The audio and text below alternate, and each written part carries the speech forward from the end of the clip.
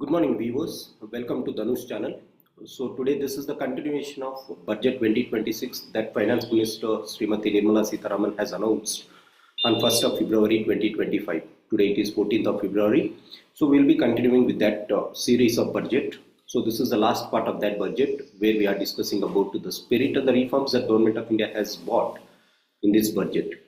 So if you look at this is my final class. So far we have discussed certain segments. The first segment that we have discussed is the statistical analysis that Sitharaman has announced in budget 2026 per se, be it from the expenditure component or be it from the income component. And we have seen what are the deficits, what are tax receipts, what are non-tax receipts, and what is the proportion of taxes in GDP. And what are the trends in fiscal deficits, budget primary deficits, revenue deficits, and effective revenue deficits. This was our first class in brief. Then we have entered into the so-called how the budget has been formalized by our finance minister.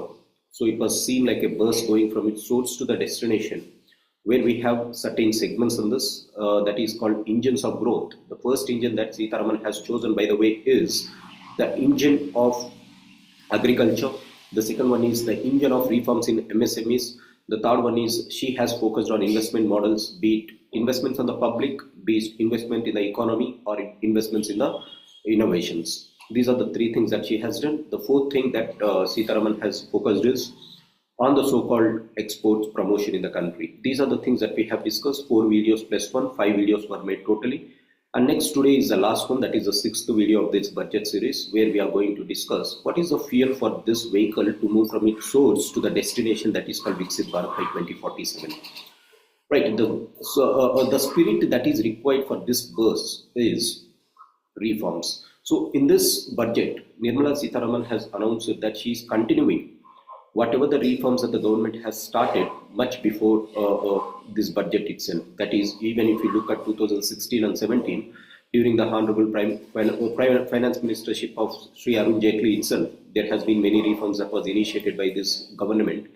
So as a continuation part of that series, Sitharaman has also announced some reforms in this budget, be it related to the tax reforms, be it financial sector reforms, be it the reforms in the so-called ease of doing business, be it the reforms particularly containing to the so-called tax proposal that Sitharaman has announced for the first time, giving such a great relief for the middle class, where she has exempted majority of the people from tax payment up to the so-called 12 lakh rupees per month yearly income earners. Right, that is what Sitharaman has done in this budget. So subsequently what I will be doing is, we will be discussing all these components in this, and we are going to complete it, and then I will move to the economic survey from tomorrow. So this is a brief introduction about this budget, that is, or this topic that is called reforms. And what reforms we are going to discuss? We are going to discuss the reforms that Government of India has focused in this budget at this moment. So please allow me to share the screen.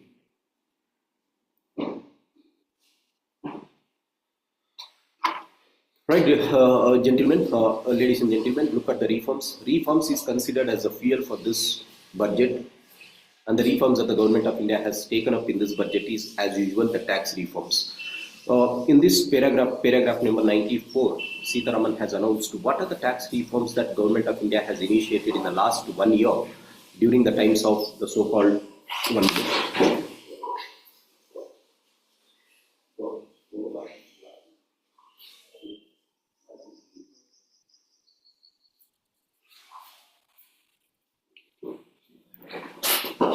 What are the reforms that Sitharaman has announced in this budget?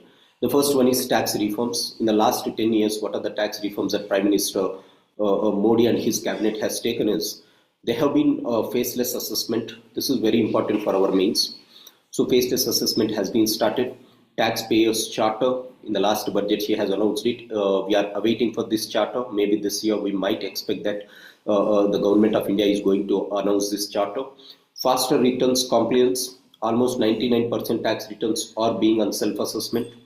Vivad Se Vishwas scheme, and continuing these efforts, Government of India is committed. That is, trust first, scrutinize later. This is what this year Sitharaman is expecting, that they are going to bring some tax reforms. That is, don't scrutinize initially. First, trust the taxpayers. Go through their filings, and then you can scrutinize if you have any doubts. So these are the major tax reforms that the Government of India has taken ever since the last 10 years. Faceless assessment, taxpayers charter, faster returns, 99% returns are being on self-assessment, Viva Se Viswa scheme, and trust first, scrutinize later. These are the major tax reforms. In this context, we have to understand that what are the tax reforms that the government of India has taken ever since its independence, be it 1947 to until this period. So there are almost 13 to 14 tax reforms committees which was constituted by the government. We have to just have a look at all those things because that is important for our prelims as well as that is important for our mains. Particularly tax reforms is one of the most important things for the government. So I will discuss more on this when I come to the prelims current affairs discussion on economics, right? So going to the secondary reforms, the secondary reforms is financial sector reforms and development. So what are the other reforms in the financial sector of government? First one is very, very important. Government of India has liberalized the insurance sector altogether. So far in the insurance, 74% of FDI was allowed.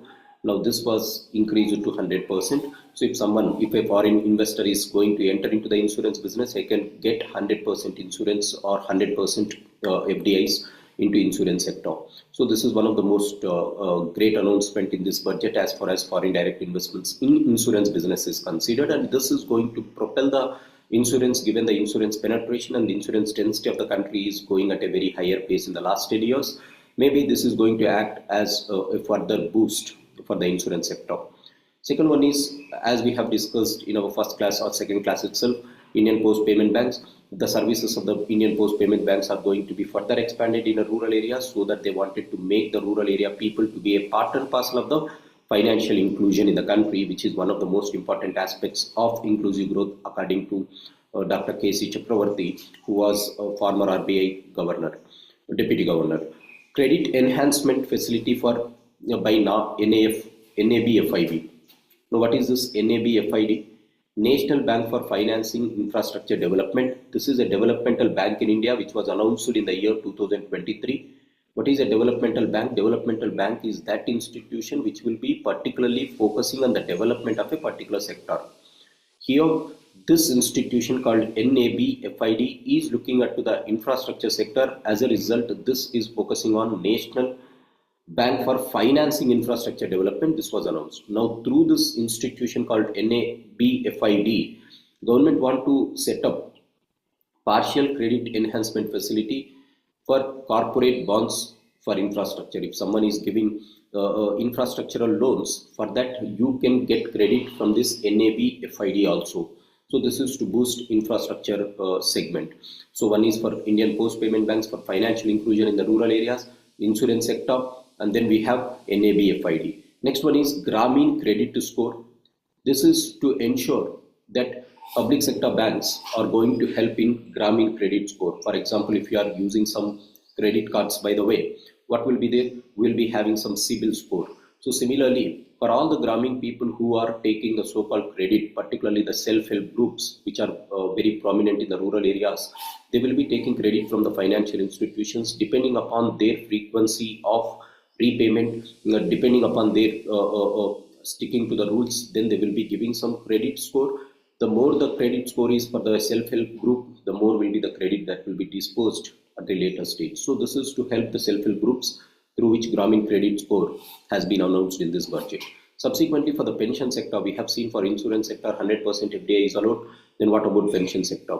So they are going to develop a regulatory coordination in all these pension products, whatever the pension products that is being given by the government, that is being given by the private, as well as the so-called informal pensions. All this is going to be developed with a proper coordination. If you look at today, all the government employees are covered under National Pension Scheme.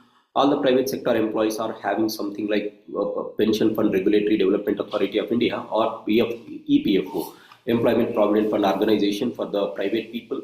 And for the informal sectors who do not have the capacity to go and invest in some pension schemes, Government of India has launched something like Atal Pension Yojana. Government of India has come out with the so-called Pradhan Mantri Man Dhan schemes for farmers, for micro industries, as well as for small business people. And along with this, we have a national social assistance program through which pensions are being disbursed to the so-called vulnerable sections of the community. So there are different versions of pensions in the country. In order to coordinate all these different versions and to regulate them uniformly, Government of India is going to come out with uniform regulatory coordination. This is one thing that it is going to come. And then next one is KYC simplification. So this is central KYC register is going to be revamped. What is this KYC? Know your customer. Whenever we go to a bank or a financial institution, the first thing that we have to do is we have to file up our documents, so that document file up is known as knowing the customers by the bank. So there are these people are going to develop some centralized eKYC norms that will be rolled out in this financial year 2025. So that will be streamlined, so that this will give access to common database for all the credit dispersal institutions in the country. The next one that Government of India has proposed is merger of companies.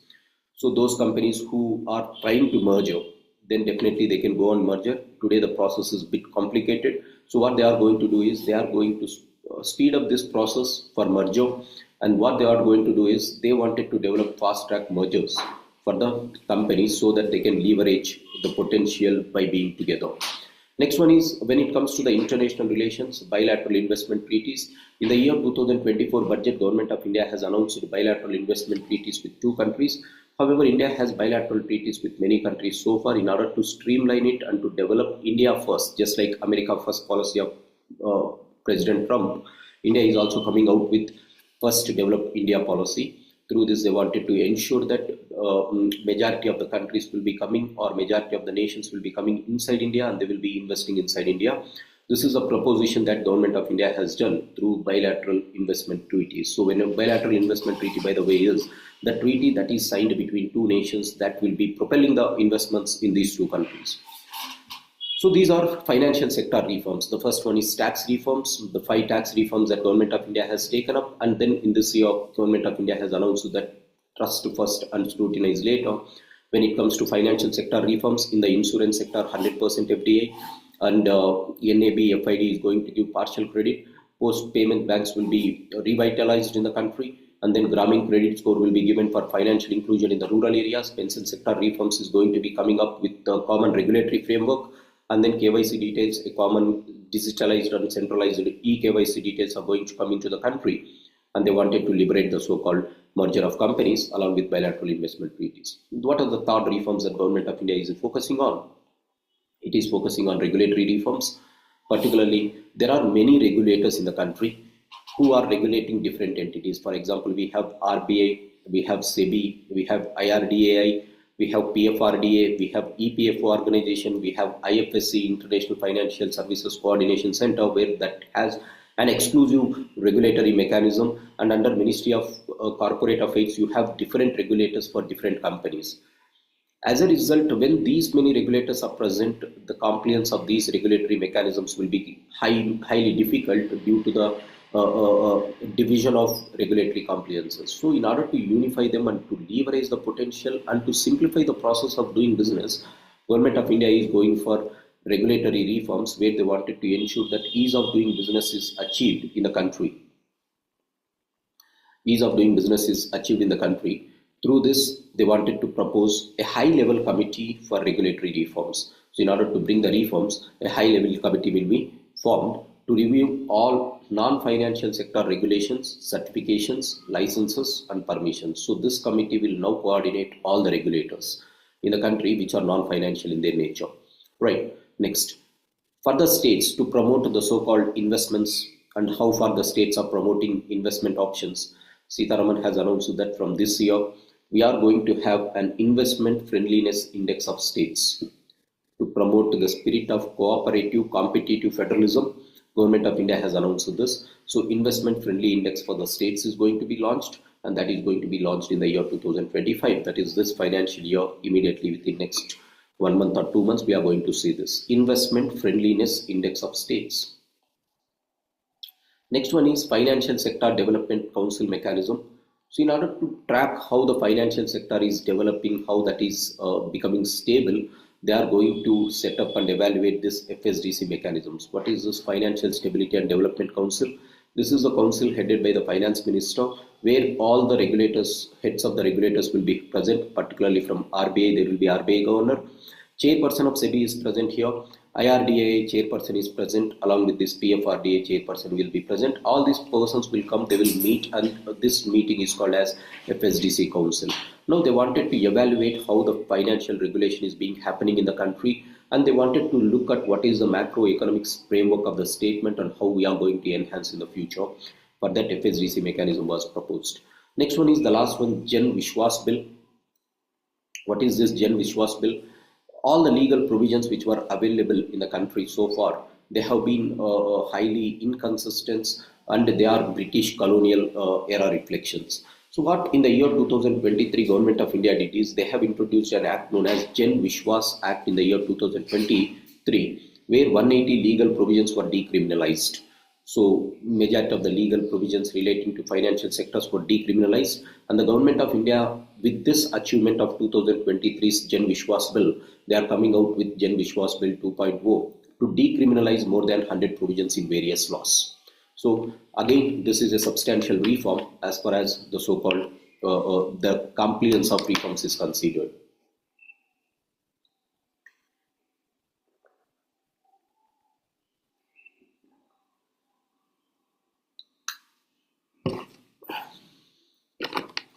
So these are the reforms that the Government of India has focusing on, ladies and gentlemen. First one is tax reform, financial reforms, regulatory reforms, which government have focused on. In the regulatory reforms, if you look at it for a quick recap, so there will be a high-level committee for regulatory reforms to coordinate all the non-financial regulatory operations. Next, investment friendliness index for the states is going to be launched. FSDC mechanism is going to be substantially, they are going to set up an independent evaluating mechanism.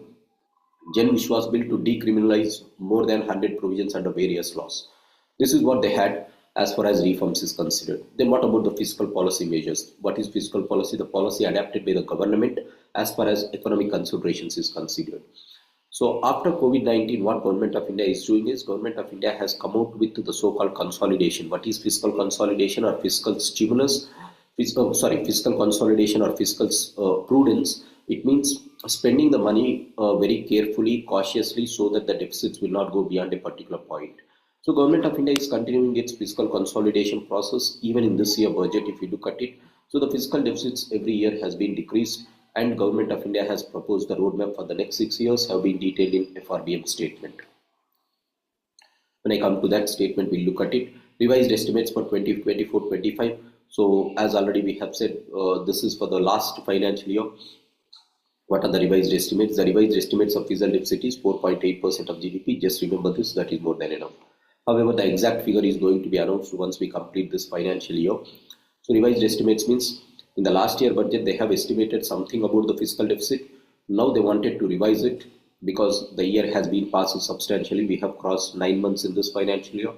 So what is the revised target? Final estimates will be going to come after we enter into the new financial year. So what are the budget estimates? Already I have discussed this in class number 1, where I have discussed the statistical analysis of all these things. So this year the budget is 50.65 lakh crores, be it on the expenditure side or be it on the income side. This is 50.65 lakh crore is the budget proposition of the government in this year. So all these provisions are given in class number 1, ladies and gentlemen. If you are interested, you can go through it. Next.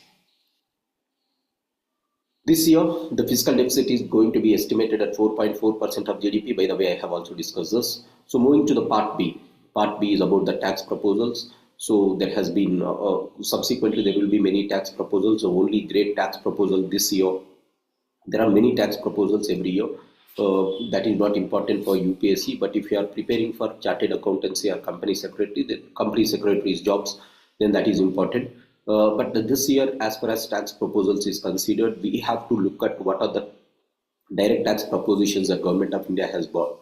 The direct tax propositions is this.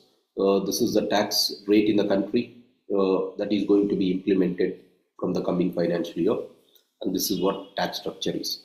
So this is what in direct tax structure in the country is, which has given a substantial relief to all the people who has average incomes up to 12 lakhs per year. So what does this mean? If your income is up to 12 lakhs, no need to pay tax.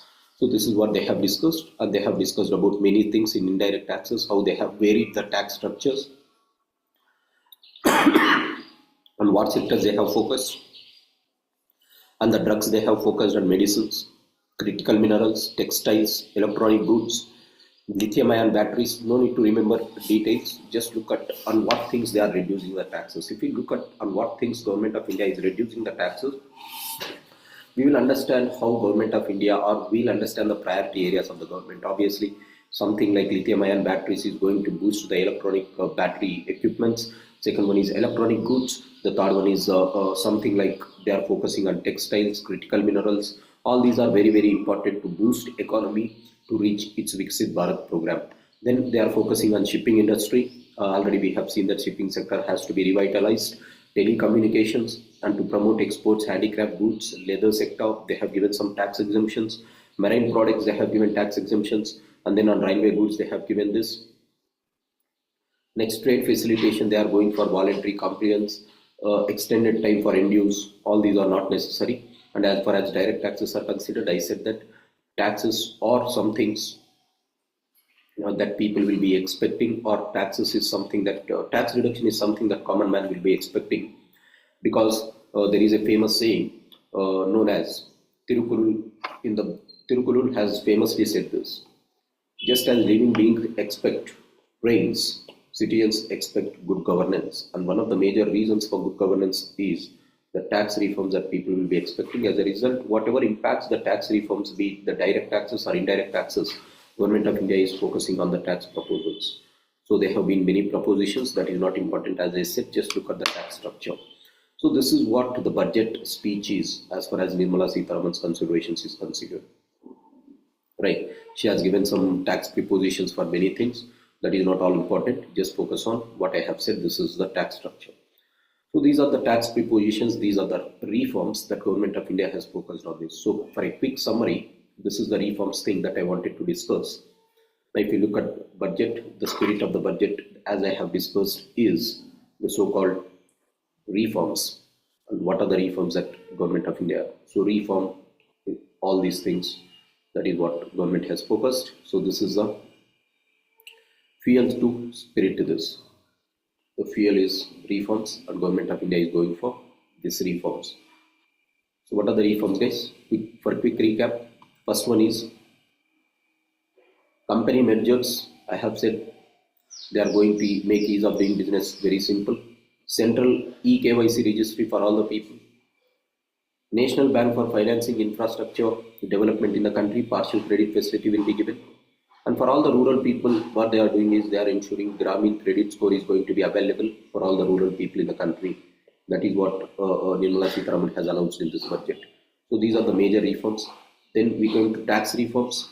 A new income tax bill is going to be announced. Regulatory reforms. High-level committee for regulatory reforms. Investment-friendly index for the states is going to be started this year. Financial Sector Development Council is going to evaluate impact of current financial regulations and going to come out with some propositions. Jan Vishwas Bill 2.0 to decriminalize more than 100 provisions in various laws. These are regulatory reforms, tax reforms, and then the reforms in the so-called major reforms in financial sector. Subsequently, indirect tax proposals. They have removed some tariffs. They are not going to apply some cess and surcharge. All these things are not that much important to go. And sector-specific proposals in the taxes. They are seeking to improve Make in India. They are exempting from some instruments from these taxes. No need to remember all this. Right. Next, on the promotion of improving the life-saving medicines, again they have reduced the taxes, or they have exempted this list. 6 medicines are in 5% duty list, 37 medicines and 30 new patient assistance programs is exempt, which means they are reducing the cost of all these medicines, which are very, very critical. And as far as direct tax proposals are considered, this is which is important among all this, as I have said, because we have to look at what is the tax propositions of the government in this year.